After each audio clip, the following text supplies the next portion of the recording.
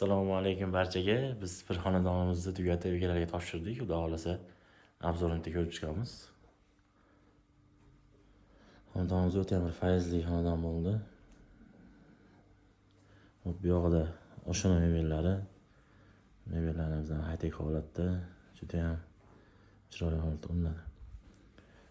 Bu yoqda 2 kishilik stolimiz ovqatlanish uchun, bu yoqda yumshoq mebellarimiz. Ovqatlangandan keyin dam olib, bemalol televizor ko'rib dam olsa bo'laveradi. Bu yoqqa televizorlarni qo'yib berganmiz, chiroyli holatda. Orqada panellarga moslab berganmiz ranglarini. Xo'p, bu yoqqa oyna joylaganmiz. Bemalol o'zini kirib ko'rib ishga ketishi mumkin. Ishidan kirishga перехожка qo'yib berganmiz.